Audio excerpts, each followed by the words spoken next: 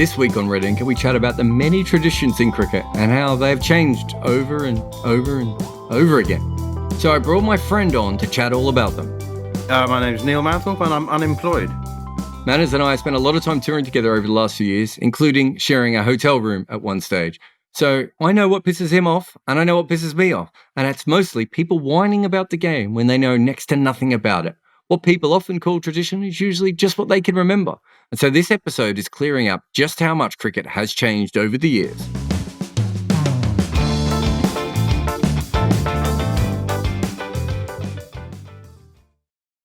So, Manners, when I said I wanted to get you on this podcast, I said, what are you passionate about? And you have somehow turned that into what are your bugbears? And so we're going to talk about the people in cricket who call themselves traditionalists and talk about how much they love the game and actually have no idea about the traditions of the game and how much it has changed. This game has changed so much, Manners.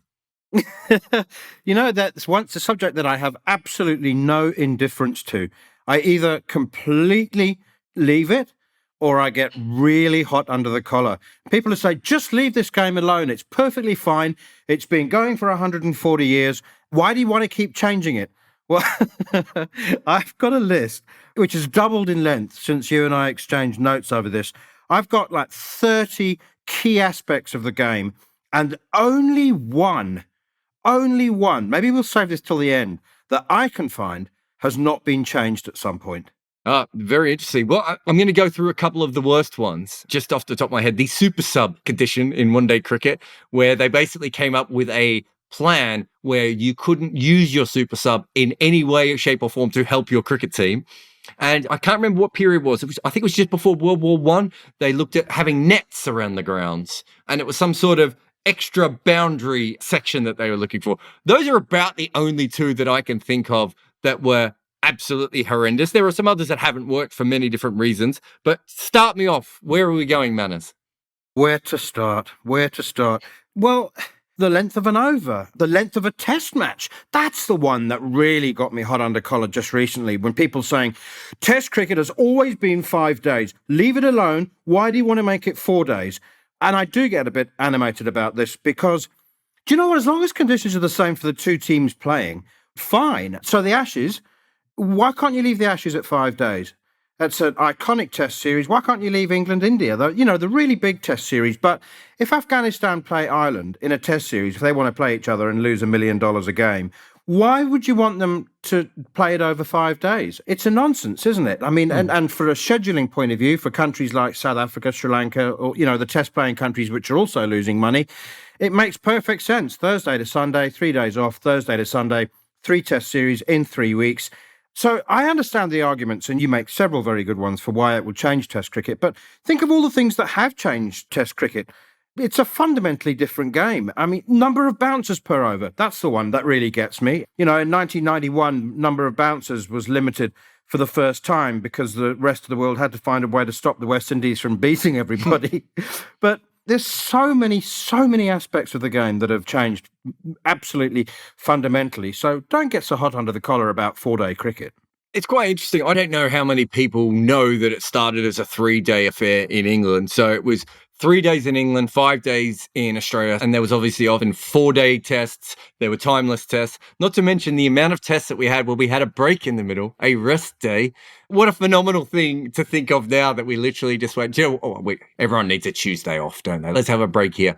Timeless tests, I think, are one of the more overrated concepts, only because I don't think we actually had that many timeless tests that went timeless, if you know what I mean. Like, generally, they didn't go on. But the truth of the matter is, I think there's a real concern that England, Australia, and India might turn around to all the smaller countries and go, you're not worth 5 days. And I can see why people would come up with that. But the idea that cricket is traditionally a 5-day sport, well, it's not based in any facts that I can find. In the same way that when the 100 came out, Manners, everyone was so worried about the length of an over. I'm pretty sure when my father played cricket in Australia, he played 8-ball overs. Yeah, exactly. You're right. And we had 4-ball overs as well in the 50s. 30s. Yep. And in fact, we had 8. Australia was the last country. Australia and New Zealand was the last country to give up 8-ball overs, weren't they? It makes sense. I mean, you use up a lot of time changing overs. I mean, why not have 8-ball overs? I think it makes a great deal of sense. And in fact, have 10 ball overs. If we're worried about not getting enough cricket in, let's talk about it. I don't think that anything should be off limits. Explore it, explore the options, because, as I said, everything has been changed at some point or another. And people who get worried about Test cricket say that it's dying and we need to make it more sexy and more interesting and appealing to the youngsters. That in itself is a cricketing tradition that's over a century old. I mean, that's why the Tri-Series was staged in 1911, England, South Africa and Australia, because they thought that Test cricket was boring and it was putting people off. So they had to get 3 teams together. It's brilliant. Oh, names and numbers on shirts. That's the other one that has been getting people really, really hot under the collar. And the traditionalists said, it just won't be the same. Test cricket is tradition. I tell you what, Jarrod, in the sort of late 80s, when I was trying to become a commentator, and even into the early 90s, I used to go down to nets and practice matches and watch cricketers for hours and hours and hours so that I could identify them under a broad-brimmed sun hat from 120 yards away. And it was a tough skill to master, and I didn't always get it right, but it went down for hours and hours practicing. And I have to say that in the intervening 30-odd years, I have often thought, what an absolute waste of time. It may be a good skill, but of what practical use is it? So brilliant. Names and numbers on shirts. And you know what? Where are the traditionalists now? I mean, all that kerfuffle and unhappiness about it. And like all the other changes, it's just been accepted. And it's one of those changes that why that really annoyed me was I grew up at the MCG, and as you know, you are so far from the action. Even if you're on the boundary, you're so far from the action. So if you're way back, I remember taking my girlfriend once and she just couldn't work out who the players were. It was actually, I think it was Victoria versus India. I took her to a warm-up game. That's the kind of romance that that I do. I actually took her because I told her she'd be able to watch Sachin Tendulkar bat. And then the game was called off before Sachin came in. But that's another story for another day. But essentially, for newer fans, it's a great thing. And for us, it just doesn't matter. I saw Jim Maxwell. Jim Maxwell was so upset about it. And he was saying that, and we both love Jim, but Jim was basically saying that, I hope they haven't brought this in for commentators. And it's like, no, we brought it in because of the amount of new, younger spectators that we want to actually love this game. We want them to know who that person is at all times and to get a better feeling of it. And I think that's what it actually does. So I think that's a perfect little change that actually could have a long effect on players. And it won't matter for you or me or hardcore cricket fans, but it might matter for other people. The 1910, 1911 series, I had forgotten about that. That is certainly Tri-Series of Test matches. What an incredible moment that was. Not only that, do you remember people talk about the golden era and how cricket was great in amateur? Do you know why a lot of the Australian players didn't turn up to that tour? Man, as they were on strike. Yeah, money dispute. Yeah, that was one I noticed a lot when we did Death of a Gentleman. You go on these speaking tours and you go around, and eventually there'd always be this one guy, usually in some sort of knitted vest, who would come up with saying, and go, don't you think everything could be fixed in cricket by just having amateur players play? And it was like, whoa. Me and Sam would race to get to this answer because we both are so passionate about this, even though Sam's from Eton and basically was an amateur cricketer. Because we would say, how do you think Rashid Khan exists if you have amateur cricket? How do you think cricket grows if you have amateur cricket? Essentially, you would have a bunch of posh guys ripping off the system anyway. W.G. Grace was paid. So this whole idea that cricket was ever this holy thing, it's just, I think, I could be wrong, English journalists in the 1950s, just after World War II, looked back and just sort of pretended that all the normal parts of cricket didn't exist. And they went, to only go back to those days. It's like, fuck off. Those days were horrible. W.G. Grace was a terrible fucking cheat. He would have got worse press today than KP. Do you think so? Yes, he was a cheat and a bully. He did things against the spirit of the game almost every game. You know the story about him running out, was it Sammy Carter's? Goes down the wicket to take a piece of grass off the wicket, and W.G. Grace, you can't tell me John Etheridge in The Sun is going to be writing a good column about that. They'd be boots in at the journalists these days. It's complete nonsense. So my point is that amateurism is one of those things that people talk about. And realistically, professionalism has allowed us to have Irish cricketers, Afghanistani cricketers, Nepalese cricketers, and everyone else, and women cricketers. It's a brilliant thing. What else you got on your list? Money was right behind the very foundation of why the game was played. And yeah, a lot of people think of match fixing as a modern phenomenon. Well, absolute nonsense. You know, you'd have the sort of Duke of Cornwall's 11 against the Earl of Sussex's 15. You know, where's that from, for a start? There'd be stories of the fiery fast bowler being poisoned the night before because these two landed gentry had put a massive wager on the game. It was professional, in a sense, from the very start. I've got loads on my list. Why don't players play in shorts? Why do we turn our nose up at shorts? Yeah, I think you mentioned this one on WhatsApp. So, I was there when Victoria played in shorts. No, I didn't know that. This is such a great story. So essentially, they thought that they had to make domestic cricket more fun and they get more spectators. And so Victoria became the Victorian Bushrangers, right? And Victoria would play in shorts because people are just desperate to go down to the grounds and watch cricketers in shorts. But there's a really funny thing because baseballers wear trousers as well. And it turns out in sports where you slide on hard surfaces, having trousers on is quite important. So what would happen to the Victorian players? The guys out in the outfield had no problems with the shorts and quite enjoyed it. The bowlers liked it, I think, as well. The guys around the square who had to dive all day would end up with just their knees tore apart. So there is actually, whether we knew this or not, there was a fundamental reason why we had it. But you're right, there is absolutely no reason why you can't wear shorts when you were playing cricket in certain positions. The Victorians wore shorts that was the 70s, wasn't it, or early 80s? It was 93 or 94 the year that they did it. Okay, it wasn't pre-Velcro then. They didn't have those buckles on the pads that they... No. You wouldn't want to be putting those on with shorts. That would have been around the time that Velcro had taken over. Yeah, you're right. Oh, my God. Do you remember going to training with the buckle pads and you just get it wrong and pinch the back of your calf? Yeah. Again, another innovation that has managed to move our game on. Velcro. Who would have thought that was one of them? But that shows that, realistically, the Big Bash is just, I would say, a follow-on from that moment. And Australian cricket at that stage was incredibly progressive. So you had the shorts. Teams weren't really known by their nicknames back then, were they? So you had Australian teams doing that. England was still playing in whites for limited overs cricket. So Australia was ahead of the game for that day-night cricket. And then they tried day-night 4-day cricket. So I was at a bunch of games at the MCG in day-night 4-day cricket, where one game they used a yellow ball and another game they used an orange ball. Now, an orange ball at dusk turned out not the best idea. Very easy to see during the day and at night, not so much during dusk. But again, that showed that they were trying to get something. And I don't know how you feel about day-night cricket, test cricket, but I'm sure you're probably in favour of it. But for me, it's like, if you look at the TV ratings for the WACA test compared to the TV ratings for every other test in Australia, it's off the charts because it's in peak viewing time for the eastern states. So they all tune in. Apparently, not as many people watch TV during the middle of the day. Who knew? I am very much in favour of day-night cricket and was right from the outset. And again, you remember all that the time when the talk was of staging the first ones, and that people said, "Oh, but the conditions will be so different. It'll just be unfair." And just the cricket is a daytime game. Oh, we're absolute rubbish. And you and I have done enough daytime test matches to see how conditions change from one day to another, or from the morning to the afternoon. So playing a couple of hours under floodlights. I'm getting suitably hot under the collar again now. Let's go to pitches, shall we? Let's go to pitches.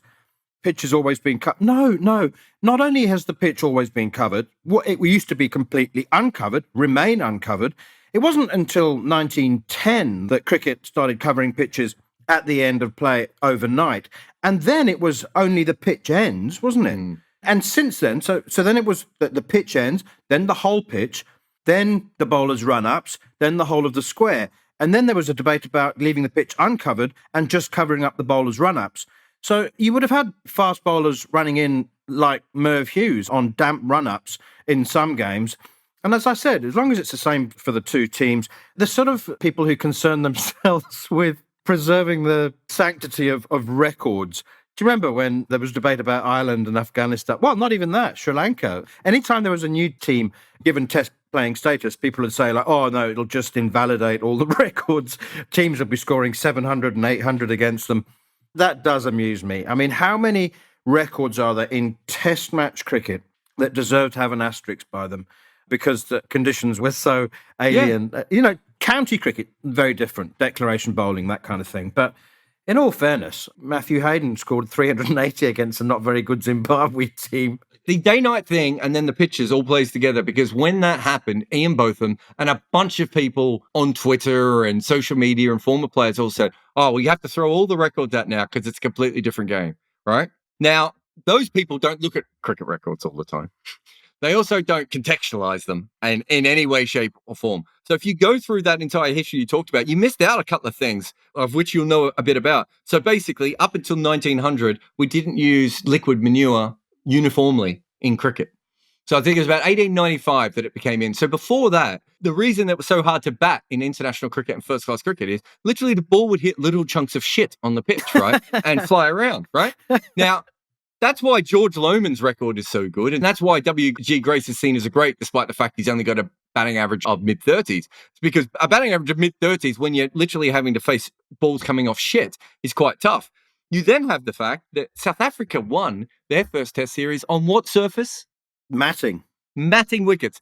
Pakistan, I think, might have won their first Test series. Again, I think, was on matting. So you've got two teams who basically started out on matting wickets, and then you've got all the rest of the evolution that you were talking through.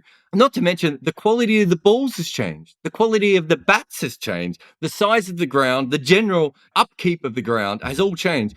I hate to say to Ian Botham, but his record looks quite unfavourable compared to George Lohmann when you look at day tests. He doesn't quite go to the Lohmann level of averaging. What did Lohmann average against South Africa? 9 or something? 8? So you've got all those sorts of things. And then you're right. South Africa won 2 Test series in the first 40 years, and New Zealand won their first Test series after 39 years. There's a lot of batsmen around the world who did very well against some ordinary attacks from those two countries in those days, yeah? Yeah. Chicken or pig? No, it would have been cow shit. Oh, no. You're kidding. Yeah, it would have been manure. It would have been chopped up manure, wouldn't it? It was before muckrakers came along. I've actually done a video on this. I went into the archives to find out. So the muckraker was invented somewhere around the mid-1800s when farming became an industry rather than just people doing it on their own. And then it looks like it took until about 1897 for most first-class venues around the world to have access to liquid manure. Amazing. I love that. Jarrod, I need to ask you about boundaries, okay? So people may not know, many of our listeners may not know that there weren't boundaries in cricket. They weren't introduced until 1870. But I've often wondered, apparently the story goes that what triggered it was a game, an actual game, apparently it's a true story, in which a ball was hit into a tree and the batsman ran 286 times before somebody said enough, or maybe they just ran out of energy. And then, so the MCC were consulted about this because the boundary was basically formed by the crowd, wasn't it? That big popular games. Yeah. And then if the ball was hit into the crowd, they would sort of part and allow the fielder to run after the ball and pick it up. But is the 286 story true? I don't believe so. And the reason I know this is so weird, man, is you could not have found a more random expert than me. When I went to primary school, very small community school on the outskirts of Melbourne, our librarian was a cricketer, Gary something. I have to look up his name, but he recently messaged me on Facebook because I wrote about this, because he holds the world record for the most runs run in a cricket game. And it's way less than 286. It was... I wish I knew this story better, but I think they ran 28 or 30, hit the ball into the outfield on a big outer suburban Melbourne ground. And councils look after grounds in Australia. It's not like some other countries around the world where the players do, which means the councils don't always get to cut the grass. And in this case, they've smashed the ball out to deep mid-wicket or something. The ball's gone in the grass, and these guys have just kept running essentially until they were too exhausted to continue to run. So I know that other story is not true, but I think it does come from a very basic truth where they realize that sort of thing could happen. And it would start to happen. And I think boundaries came in, but if I'm not mistaken, sixes were quite weird. Didn't you used to, at one stage, get 5 runs for a 6 and you had to swap ends? Yeah. They didn't really know what they were doing, did they, when they introduced the boundaries? And 6 was just based on the number of runs they thought that would have been run on average if the ball had been hit that far into the crowd. And often, the crowd would impinge the fielder, and depending on whether he was the opposition or a home team. So I think it was just it was a random thing. But yeah, it was a 5. A 6 was a 5 initially. Yeah. So, I mean, they had no real idea what they were doing. It's funny how so many of those sports kind of got some of the very basics very right. I think 4 runs and 6 runs are a very good amount for those shots, especially I think we're seeing now with T20, like for the amount of risk that you have to take. I think that makes sense. But I suppose this goes back to the change that more traditionalists in cricket fought more than anything else, which is overarm bowling. Aha, yes, indeed. I love hearing you talk about subjects that you're not only an expert on, but passionate about. So go on. Your listeners, actually, your regular listeners will probably know, they'll have heard you talk about it, but go on. So it's really interesting. So basically, cricket was a street game, yeah? As you said, there was a bit of gambling. Two blokes out the corner at the back of their day would do it. Kids would do it. It was usually 1-on-1, sometimes 2-on-2. Hambledon comes along and essentially formalizes the legal betting, really, as much as the laws. And at that stage, we then have cricket almost set in a little box. We know what it is. And this bloke called Tom Walker comes along, who's a batsman. I mean, he must have been dull as shit to watch. Some of the stories about his innings are legendary. And he decides to bowl one day and he just sort of pops his arm up, Neil, and tries to bowl. And the posh blokes at Hambledon, having none of it. I'm not sure he even bowled ever again in a game after that. They were so upset with him. 30 years later, people are still doing this, and Lords are essentially trying to fight it. And of course, the backstory of Lords is one of the most brilliant things. We use this as a holy name. Thomas Lord tried to sell the ground and build flats on it. That's how much he cared about cricket by the end. And so they're trying to fight it. So you then have a couple of people involved. One of them was the Willis family. I think that's how you pronounce it. Essentially, he does it in a game, and because he's a posh boy, he can get away with it. He does it a few times, finally does it at Lords, is called for a no ball, is thrown out of the game. Allegedly, Manners, in this case, the story is so great, jumps on a horse and just rides off into the sunset, never plays another first-class game. That part of the story is true. I don't know if the horse is true, but he literally left the ground, was so upset, never played another first-class game, but they kept fighting. So basically, for over 50 years, people kept fighting to stop people from bowling overarm in cricket. And do you know why they did it, Manners? Do you know the fucking kicker of all this is that they were fat, old, wanky, posh gentlemen who basically used 4-pound bats. And if you came in and tried to wang a ball sideways, and we're not even talking about overarm yet, they hadn't even got that far yet. We're talking literally round arm bowling. It was scaring the shit out of 45-year-old men who weren't athletic enough to play a proper sport in the first place. And so they fought it for years. It's ridiculous. And it held cricket back so much because the minute overarm bowling becomes a thing, W.G. Grace invents modern batting, and away we go, and we've got a proper sport. What about the story that overarm bowling was adopted en masse, first of all, by women who played the game because they couldn't bowl underarm because of their whalebone skirts? Yeah, that's all fake. Is it fake, really? Yeah, so John Willis's sister, Christiana, I think her name is. So her part in the story gets infused almost 100 years later by her son when he writes about it in an article. And he doesn't mention the dresses in that article, by the way. It's one of those things. It's a bit like, the original UFO story. If you read back the original person who said he saw a UFO, it's actually a long cylinder, but he said it looked like it was moving like a plate. It's a bit like that with the story. I've checked with fashion historians because you know the sort of person I am. To have a look at this. And women in England were not using those kinds of dresses at that time. There's no way she would have had that dress. But you've got to remember this. No women were being trained in how to play cricket properly. She was definitely in the backyard playing with her brother, who goes on to be the guy who rides off on the horse, right? Who was Jane Austen's nephew. That was her nephew. And her niece was the one that you're talking about, Christiana. If you're in a backyard and you've never been taught cricket correctly, I know this with my kids. Sometimes they come up with new ways of giving me the ball. My son's got this incredible way of almost backflipping the ball to me that makes no sense. If you don't teach someone how to do it properly, there is a chance that she did it. Certainly the dresses are not true, and I would doubt how much she was involved. Also, by that point, that whole family, we remember them because they're really posh, yeah? And because of the Jane Austen thing.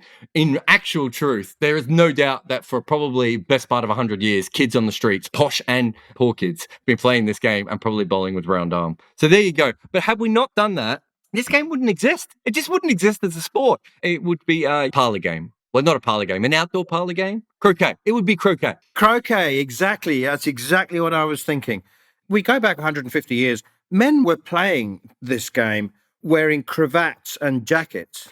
It wasn't a sport. You could play croquet in a jacket and cravat. You look at the old photos, even when overarm bowling started, have a look at photos of Spofford and those guys. They're standing still with their arm up in the air. They do not look like athletes I shouldn't say photos, most of them were paintings, but they're not in any action poses. And look at the footwork of the batsmen. In those very first photographs with the old lime flashes, they had to stand and hold that pose for about 10 seconds and not move.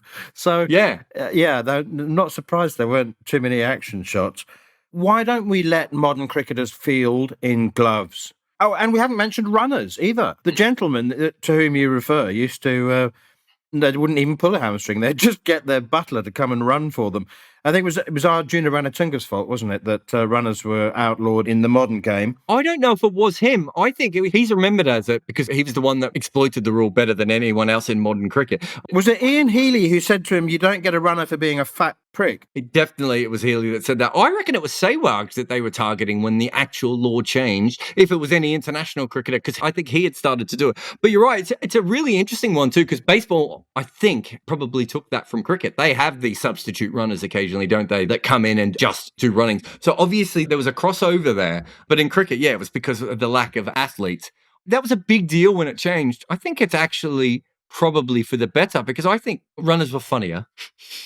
There's no doubt about that. But there is something quite great about a cricketer who is injured having to bat, I think, at a certain point as well. And I do mean a leg injury. I don't mean with a broken jaw or the Bert Sutcliffe story or anything like that. But I do mean literally. Don't you think there's something great about a hobbled batsman who can't use his feet anymore, so he just has to slog sweep everything? Yeah, I love it. But I enjoyed runners as well.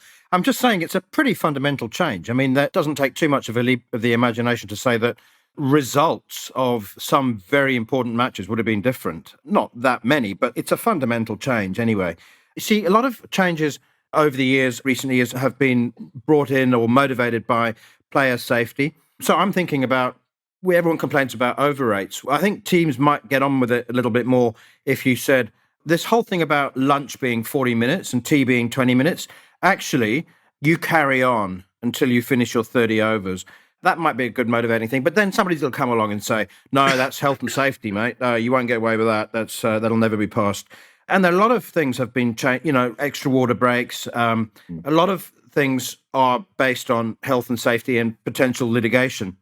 On that basis, how many ripped fingernails and split webbing would we manage to cut down on if players were able to... They use gloves in practice, so... What is it? Is that another traditionalist thing? Oh, you can't have gloves, mate. We've never worn gloves in cricket. Why I find that very interesting is because we do have protective equipment for fielders, don't we? You can wear shin guards, you can wear a box, you wear a helmet. I can't think of anyone who's ever worn a chest guard, but almost all the other stuff that they can wear, they wear.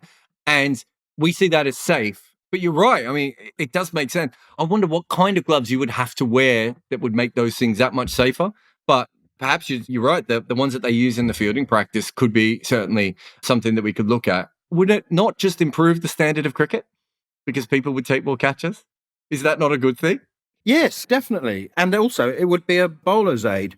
When was the last time we had something that would aid bowlers? If we had slip catchers with gloves on that... and I'm not suggesting that you use glue...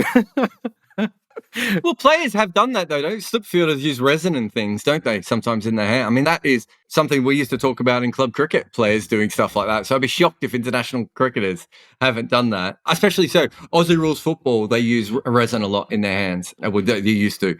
A lot of them wear gloves now. So you can't tell me that with all the crossover between Aussie rules football and cricket, that no Australian slip fielders have gone out with just something a little bit sticky on their hands. Not much I know about that, but I'd be very surprised if they hadn't. Moving on to the super modern innovations and changes that haven't yet come. In your work as an analyst, you would have do crapload of research on, where the ball travels at which period in the game. And so it occurred to me, and this is a conversation I first had with Mickey Arthur when he was coach of one of the international teams. He's one of the many. He's now on to his fourth. It's unbelievable. I remember when it was now. It was between Australia and Pakistan. I said to him, Mickey, on a really flat wicket, in a T20 game, in the last 3 or 4 overs, why do you need a keeper? Do you know what I mean? Because particularly if you've got a bowler who's going to be bowling full and straight and he's mostly going to be hitting the wickets, and then you might say, well, the batsman could just leave it. But then you have your third man or your fine leg very fine. Yeah. And if he does just leave it, then at best they can push for 2.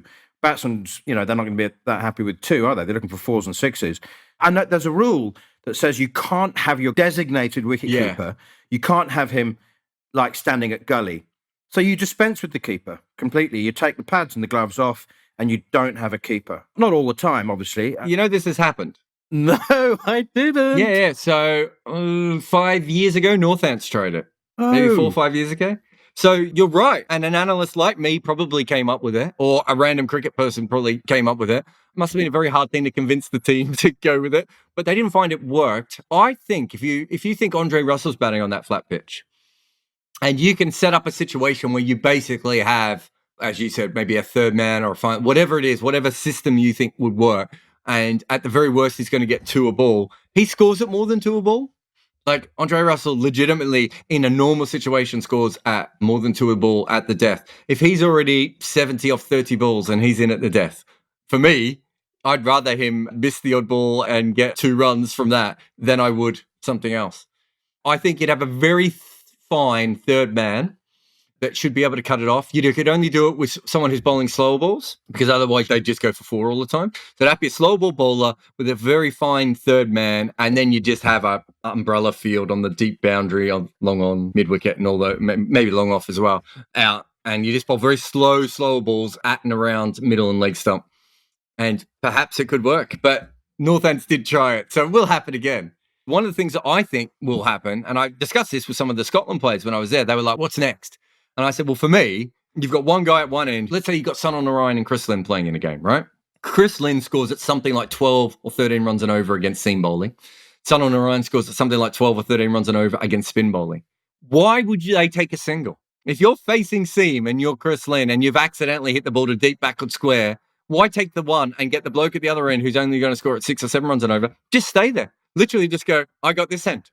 Make the other team do that. In fact, not only have I talked to Scotland, I tried to get a player at St. Lucia to do that when he was facing a particular kind of bowling. And he was just like, I would be roasted by the press if I did that.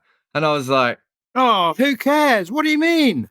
It's a good tactic. I'm like, anyway, I have tried to convince them. So there are things like that I think make a lot of sense because, right, in Test cricket, what a bowler wants to do is bowl as many balls to a batsman as possible because the bowler is the predator and the batsman is the victim in Test cricket. That's basically how it works out. In T20 cricket, it's almost entirely the opposite. What you really want is if you're a good batsman and you can see a bowler for 2 or 3 balls in a row, I am up. It's the baseball rule. It's why baseball rotate through their pitches so much now. They've worked out that through an innings, hitters eventually get to the point where they're like, they can work out the pitcher, right? And in cricket, we have that. So if you've got Chris Lynn facing a seam bowler, you don't want him to get a single and to get the bloke at the other end who's going to struggle against seam on strike. And then next over, Chris Lynn's now facing a spinner. That's the last thing you want. You can literally do that. So I think we will actually see things of that nature. And you might get similar kinds of things in Test cricket more often, where there will be what we would call the Manny Cohen agreed upon single, where Joe Root's facing spin in a Test match. Just have the field a little bit deeper, let him get off strike and let the guy at the other end who's maybe not as good at spin face that and get Joe Root facing what he's not as good at his end. So you might get little things like that start to come in. Intentional strike rotation fields. I like that, yeah. I just want to remind you here, Jarrod, that about 3 months ago, just before lockdown, actually a couple of weeks before lockdown started, I suggested on air with you that using saliva to shine the ball might be banned. And you thought I'd been on the hallucinogenic toads, didn't you? The reason I bring that up is to ask about the number of overs after which a new ball becomes available in Test matches. It's an area that I'm a little vague and hazy on. I know that it hasn't always been 80 overs, but Sachin Tendulkar came up with a good suggestion the other day, didn't he? With bowlers not being able to shine the ball, he said, why not just make the new ball available after 50 overs? And I thought that made a lot of sense. It hasn't always been 80 overs. I know that for a fact. I can't remember. I reckon it's been 60, 65, 40? Was 40 the lowest 40? one? I think there's a really low one in there somewhere, and then they realized that they were really hurting the spinners. And I'm trying to think if it was 40 or 45. It's not one of my pet subjects, but I'm pretty sure there was one series when it was incredibly low. It's actually quite tough as a historian to go back and work out what ball the teams were using at any time. So the Sarfraz Nawaz game, and he says it's not reverse swing, even though it is 100% clearly reverse swing. It's actually quite tough to tell what stage the ball was at because it was quite a long innings. I think if you found the original scorecards, perhaps you might be able to put it together. But online on Cricinfo and Crick Archive and those sorts of things, it's a bit tougher to work out when the balls were replaced in some of those older games. When you think about it, it's a fundamental change. If you think about how much one-day cricket was changed by having the 25 over balls at either end, And when Srinivasan took over cricket, he thought that was prejudice against Asian teams, which you can see because they wanted the ball to be older for their spinners in the middle overs. I mean, I would say the fundamental flaw in white ball cricket is the white ball is shithouse and it doesn't last. But you know what I mean? So those sorts of things really do affect it. So, well, you're also a big advocate for legalized tampering, aren't you? Yes, but there are conditions. So I think it's absolutely ludicrous that bowlers aren't allowed to throw the ball into old wicket ends to legitimately scuff it up. I mean, it's completely unpoliceable, isn't it? It's the only umpires I can remember who were actually was Ian Gould. Do you remember? He'd tease fielders and say, I thought you had a better arm than that, or, you've got a problem with your elbow. But that's absolutely, definitely should be permitted. And I think that you can do whatever you like with your thumbnails. I'd stop short of taking bottle tops and broken bits of glass onto the field. And I certainly, sandpaper wouldn't make my permitted list. But I was absolutely in favour of Kookaburra developing that wax shining stick that they probably are still developing. And I think nobody knows what's going to work and what isn't going to work. But the umpire keeps the shining material. Perhaps there could be some choices, some Vaseline or whatever. And the umpire keeps it and the bowler gets to apply it for 5 seconds at the beginning of each over. Something like that. I interviewed Mickey Arthur a couple of weeks ago and he sits on the ICC Cricket Committee, of course, and they came up with all the recommendations for playing cricket in a biosecure environment. And I said to him, Mickey, if the bowlers can't use saliva, and by the way, Jarrod, I'm still not 100% sure that saliva actually is a polishing agent. I mean, I think it's got more to do with the sugar or whatever they're eating in their mouths. But nonetheless, I said to Mickey, you sit on the cricket committee, you would have debated this, and you've decided to give the bowlers nothing, no compensation whatsoever. Why is that? They can't shine the ball now, and then you vetoed the use of any shining agent. Why did you do that? And he said, because we're all batsmen on the ICC Cricket Committee. And he was only half joking. It's true. And so what's wrong with picking the seam with your thumbnail? Why is that such a terrible thing? When you say it like that, I can understand why people are like, yeah, it's a natural thing. You have a thumbnail. But I think you and I know that international players and first-class players use strengthening agents on their fingernails to make them stronger. And there are certain players who will cut their nails in a certain way. So it is like having a bottle top. So that's the problem, isn't it? And maybe we say you can use your fingernails, but a bit like the old children's sports where you check everyone's nails to make sure they're not too long before you go out. Water polo. It's a water polo check. Is it water polo? Yeah, I knew there was a sport I'd seen it happening. But I think there's junior sports, they used to do it a lot too to stop kids scratching each other. But essentially, if you do something like that, I'm up for it. Whoever comes up with these, and the problem with these committees is the ICC committee can't be honest, Manus, right? They can't say, we know that teams have been cheating for, let's see, Safra's 69. Teams have been getting the ball to reverse swing since 69 consistently. And teams have been cheating to get the ball reverse swing since pretty much throughout that entire, but there are some grounds that just help it, and it's not always illegal methods. But generally, 85 to 95% of the time, there's some illegal help that is brought in with the ball reverses, right? And the ICC would have to actually come out at a certain point and admit that all of these things have been going on and they just allowed them to happen. And I think that's part of the reason that they haven't come out and done that. There's no time we've ever played club cricket and you haven't picked up the ball and someone hasn't picked at the seam. It's just a thing. Yeah, absolutely. And in case people are thinking, what does Jarrod mean when he says strengthening agents? It's actually the material that horse riders, and particularly show jumpers, use to harden the hooves of their horses so that if they do clip a jump, it doesn't split their hooves. And there's also the mountain climbers have a product as well, which I think a lot of cricketers also own. Do they really? It used to be just super glue nowadays, didn't it? I can't remember ever going out on a cricket ground with an opening bowler who didn't have a suspiciously shiny forehead. Yeah, exactly. Why do you think Alan Donald had that white lightning paint on his face? Well, to be fair, he was probably the only one keeping the white ball together. The most recent one, of course, is the substitutions for concussion and now potentially for injuries, having a first-class game where you can have more than 11 players, which, of course, has meant so many people are up in arms because they don't know that first-class games quite often had more than 11 players before the 1900s. Well, exactly. I really, really do believe that the modern game, however you define that, should be an 11-a-side game, other than in the case of Concussion. I think that was entirely sensible. And now, of course, don't ask me to explain this one, but now you can, in theory, have a coronavirus COVID-19 substitute, but it is just an 11-a-side game. You haven't asked me about three-team cricket. South Africa at the forefront of innovations. Three-team cricket. So who's behind this? Is it Mark Nicholas? There's a few of our colleagues that are involved in this. Is that right? Yeah, Francois Pienaar, or as far as I'm aware, Francois Pienaar is the chief executive of three-team cricket. Mark Nicholas, our colleague at TalkSport, is a shareholder. And do you know what? I think it has a future for schools. My problem with it is that it's 8-a-side. And the main reason that 6-a-side cricket doesn't work is there aren't enough fielders. It's just, and the only 6-a-side tournament that has lasted and it remains popular is the Hong Kong Sixes. And that's because everyone gets to go on a massive jolly and go and party for a long weekend, which is fine, which is great. I'm happy with that. Do you have last man stands in South Africa?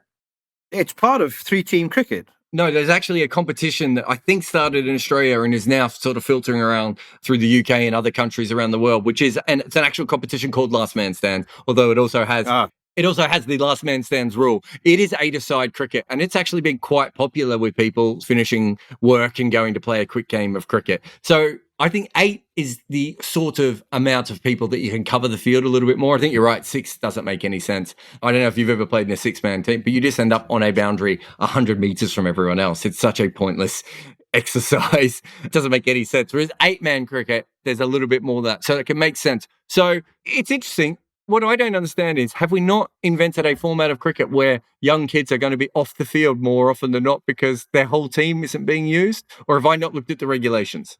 You bowl for 6 overs, you bat for 6 overs, and you spend 6 overs in the dugout. That's basically it. And you face 6 overs from each of the other two teams. So it's 2 innings of 18 overs. I think it'll be quite inclusive, actually. And it doesn't have to be 6. You know, you can do it in multiples of 10 and have 60 overs rather than 36. And I just think that it works. It's a throwback to those old school athletics meetings. You know, that was the only sport that I can recall where you played against more than one team.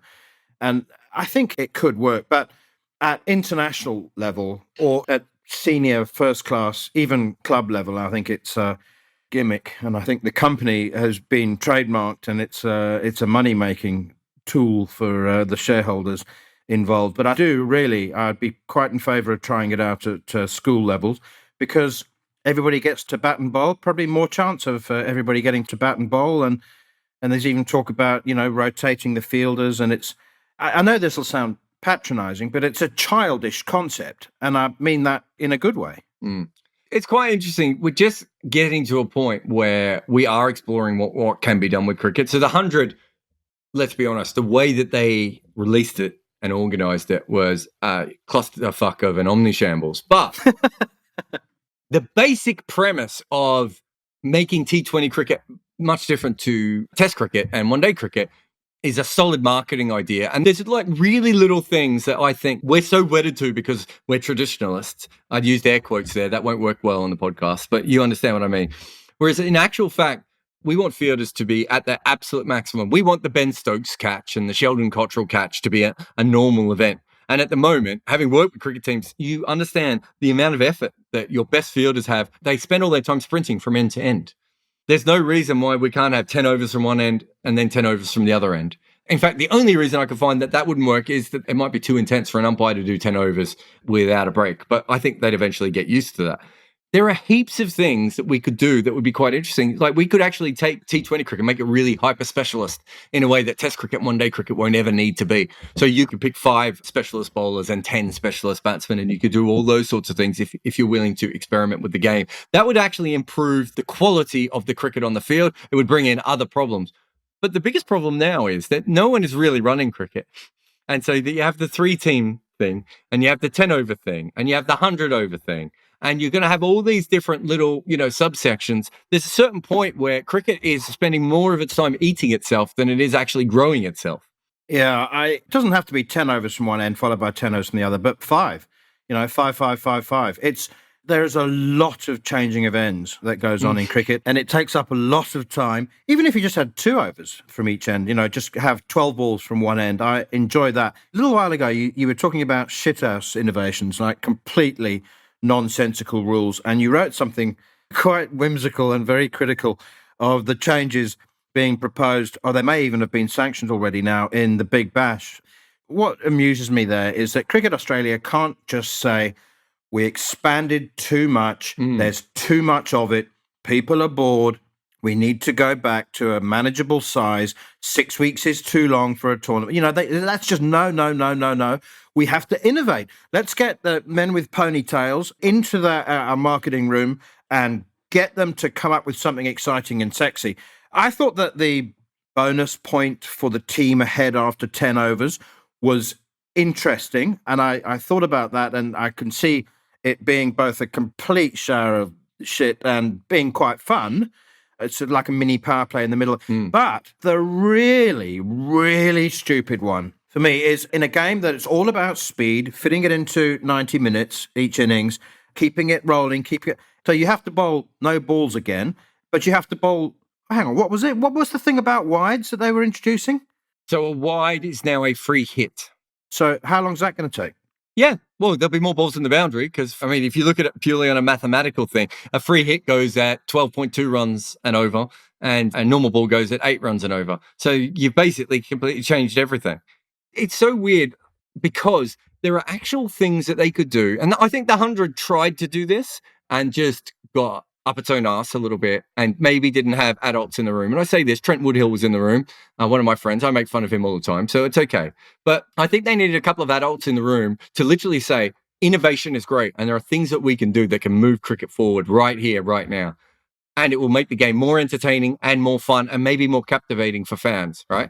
But you needed someone to say, every time someone came up with an innovation, why are we doing that? What is it going to do? And what are the ramifications? What will change here? And literally get a bunch of people to poke holes in it. And I think the problem with the Big Bash changes and the 100 changes is that they're changes for change's sake and for basic excitement. And excitement it's waning. Cricket games are exciting for many different reasons and for many different times. If you want to make a change to make the game exciting and better, I'm all for it. But you actually need to think these things through. And I'm not sure at the moment that they are doing that. And honestly, I don't think that the wide thing helps the game at all.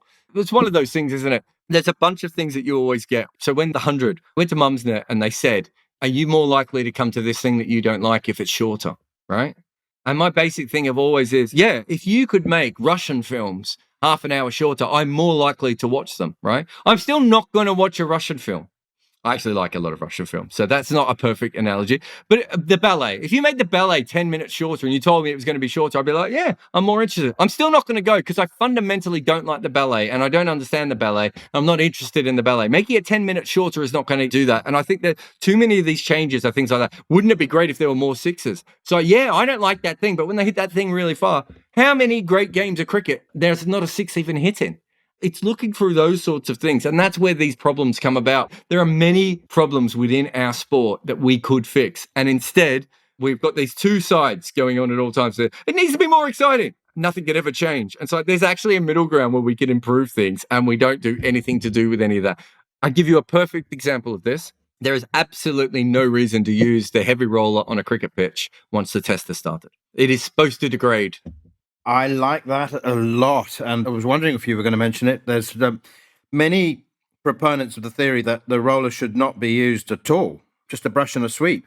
I'd be very happy if the heavy roller was no longer part of the groundsman's kit. Although there are occasions where the heavy roller breaks a pitch up, doesn't it? And actually increases deterioration. But that's something that I think is really, really interesting. And so how about, I was saying, if some test matches are going to be played over 4 days and the iconic ones stay at 5 days, fine, as long as it's the same for both teams. So how about on the world's really super flat pitches, Dubai, Abu Dhabi, how about it being an option for two teams to have as a playing condition specific for their series that we won't use any rollers? It would be great. It won't happen because the batsmen are captains, yeah? Yeah. That's why it won't happen. I could see that. I could also see away teams deciding on those sorts of things as well. And I think fundamentally, when we're making all these changes, especially when we're making changes to Test cricket, we need to work out why Test cricket is still around, let's say 250 years from its original invention, right? Sort of the start of what became 3-day cricket through to where we are now. The reason is that it has a lot of variables that other sports can't have. You could almost say it has a bunch of design flaws. You wouldn't invent the stumps at the size that they are now because it doesn't make any sense. You'd make them flat. There would be certain things that you would change throughout the game. But because of that, what cricket should be doing is leaning into those design flaws. And one of them is the fact that a basketball court doesn't deteriorate during a game, right? We actually have a sport where fundamentally, even more than golf, even the greens in golf don't change as much as a cricket pitch can. Let's lean into that. Make the fourth innings great again. Essentially, those are the sorts of things I think we can do. And it's the same with one-day cricket. We came up with one-day cricket on a whim. We didn't really think it through. And we came up with the 5 bowlers, right? But essentially what that means is that Scott Styris becomes a legend of a one-day cricketer because he has to bowl the 5th overs while being a top 6 batsman. We could actually go, fuck it. We'll put a maximum of, let's say, 14 overs so that guys don't get over-bowled in a one-day international. So 14 overs, I think, is fair. Maybe even 13 overs, which I think they did in Australian domestic cricket one year. But then will mean the best bowlers will go up against the best batsmen in every game. We don't need bullshit all-rounders that aren't really that good at batting or bowling. There are certain things we can do within the game to improve the game and lean into the great nature of the sport. Instead, we should do free hit wides. Sometimes I'm just like, there are other ways of making the game better. I always look at the NFL as such a ridiculous sport. You do have the absolute best cornerback is going up. That's all that cornerback can do is be a cornerback. And he's going up against a wide receiver who can only be a wide receiver, which means at that one moment, you have the best cornerback and the best wide receiver out on the field, one trying to catch the ball, one trying to stop him. We can do those sorts of things with cricket because we do sort of, to a certain extent, in Test cricket. And you can still be innovative, as we've already talked about with the fielding. I want Ben Stokes and Kyron Pollard and Martin Guptill to be at long on for 10 straight overs and do incredible things without them using their energy to go back and forth across the ground. Little things like that we can lean into. And I think that's where we should be going. I like it. You know, I said right at the beginning that the only thing that I could find that hadn't been changed in cricket. What was that? It's been the topic of conversation now, specifically around the women's game. But you mentioned the stumps. Of course, there used to be 2 stumps and 1 bail at the beginning. So everything has changed. The ball has changed. The one thing that I cannot find has changed is the length of the pitch. And that must have been 1700s, yeah? Because it's the length of a chain. As you know, there are 10 chains in a furlong, and it was felt that any other material used to measure the length of a pitch might stretch or like a rope. So the one thing that was consistent was a chain. That's 22 yards. Am I right? Yeah, I'm trying to think if there's anything else that we haven't changed. I mean, LBW laws have changed. Oh, yeah. The way we bowl, the way we play the game has obviously changed massively. The bats, I mean, in fact, the bats are the only other thing that would be almost as old. But if you look at the footage of the original bats, they're basically hockey sticks because the balls were delivered along the ground. And there's also, of course, at Hambledon, someone turned up with a bat as wide as the stumps, didn't they? And so they had to change the width of the bats. And to be fair, we've changed the laws on bats again recently with the MCC. I think their ludicrous idea, but their idea of the diameter of the bats. Players didn't always wear whites. They don't always wear whites now. You might have it there. You might have it. The length of the pitch might be the only thing. Because a lot of people will straight away then say, oh, we always play on grass. And it's like, we don't. We haven't always played on grass. And we don't always play on grass. I don't know if you know this, there's an AstroTurf cricket ground in Hong Kong because they don't have that many places with actual grass. So there's literally a playing field that is AstroTurf. So, yeah, I think you might have it there. I mean, of course, the minute we put this podcast up, someone's going to come up with another one. That was the idea. In the comments. That was the idea.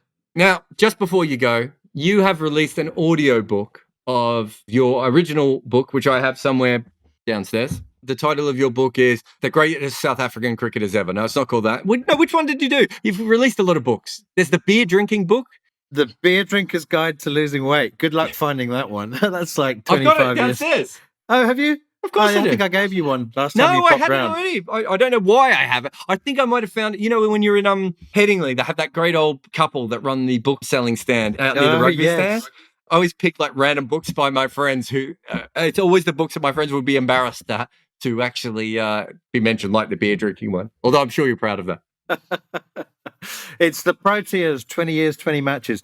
It traces South Africa's first 20 years post-isolation from Clive Rice's 3-match to ODI tour to India, to the 92 World Cup. And it's not just 20 matches. It's pretty much a history of the first 20 years. So, and of course, next year, it'll be 30 years. So I'll have to do an update. But during lockdown, I did 2 constructive things. I learnt how to make cider because there was an alcohol ban for 2 months of our lockdown. And it was more on principle, really. And it was totally shit. And it hardly had any alcohol in it. It was quite tasty. It was sort of like a lightly sparkling apple juice. And I recorded my book and produced an audiobook, which was very therapeutic. I love that every other white person in the world during lockdown came up with a podcast and you took it to an old school level and went audiobook. There are a lot of podcasts out there, aren't there? Yeah. Neil Manthorp, thank you very much for coming on. It's an absolute pleasure, mate. Hopefully see you sometime soon. Thank you for listening. You can follow my guest at Neil Manthorp on Twitter. Please review on Apple Podcasts or anywhere and everywhere. Please tell everyone about it. We're really trying to get this podcast out to as many people as possible. The fact this podcast exists is because of the people who support us at Patreon. So thank you so much to all of you. Red Inker is made by me, Jarrod Kimber. Nick McCorriston pleases your ears. And our theme tune is called The Prisoner by the Red Crickets.